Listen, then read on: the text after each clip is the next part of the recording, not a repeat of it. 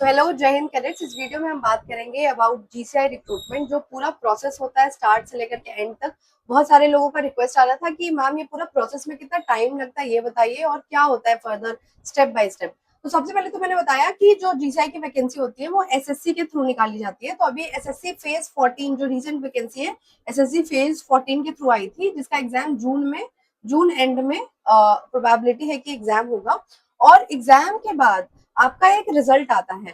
जो जिस बच्चों ने रिटन क्वालिफाई कर रखा होता है उनका एक लिस्ट आता है, उनका एक रिजल्ट आता है। वो प्रोपोर्शनेट होता है किसके, वैकेंसीज के। मान लेते हैं यहाँ पे 98 वैकेंसीज हैं, तो इसका डिसाइड करेगा एसएससी की कितना लेना है। हो सकता है इसका 10 गुना ले, या नहीं तो इसका 5 गुना ले ना, 1:5 में। ऐसे रेशियो में एसएससी सेलेक्ट करता है बच्चों को रिटन एग्जामिनेशन के बाद। उसके बाद जो रिटन एग्जामिनेशन के बाद का जो प्रोसेस है वो ये है कि एग्जाम होने के बाद आपको ईमेल आता है कि आप अपने डॉक्यूमेंट्स स्क्रूटनी के लिए भेजें, ऑनलाइन स्क्रूटनी। पहले जब मेरी रिक्रूटमेंट हुई थी, जो हमारा बैच था एसएससी फेज 7, ठीक है, एसएससी फेज 7 था। और फेज 7 में थोड़ा सा डिफरेंट ये था कि उस टाइम पे ये कोविड वाला फेज था। 2019 के अक्टूबर में एग्जाम हुआ था और 2020 में रिजल्ट आया था। रिजल्ट आने के बाद जो 2020 का फरवरी में रिजल्ट आया, उसके बाद थोड़ा टाइम लग गया था स्क्रूटनी के लिए डॉक्यूमेंट भेजने में। तो हमने अक्टूबर में भेजा था। लेकिन अभी का जो सिनेरियो है उसमें रिजल्ट अगर आपका 2 महीने में आ जाता है, मान लेते जून में एग्जाम होता है, तो आपका सितंबर तक मानते कि आपका रिजल्ट आ जाएगा। रिजल्ट आने के बाद आपको अक्टूबर तक स्क्रूटनी, अक्टूबर या नवंबर तक स्क्रूटनी के लिए आपका ईमेल आ जाएगा कि आप स्क्रूटनी के लिए अपने डॉक्यूमेंट्स भेजो।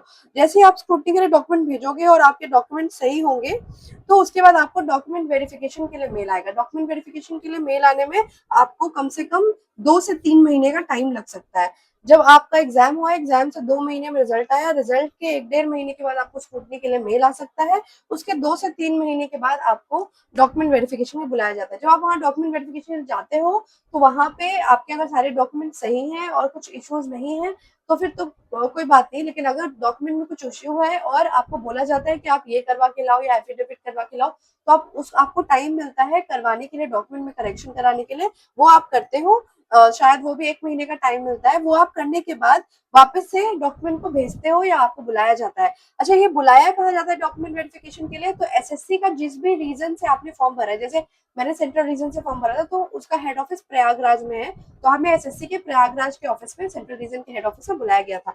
तो ये आपका प्रोसीजर होता है। उसके बाद जब डॉक्यूमेंट वेरिफिकेशन हो जाता है, तो एक लिस्ट निकलती है जो उसको फाइनल मेरिट लिस्ट बोलते हैं। And this is the main list. Final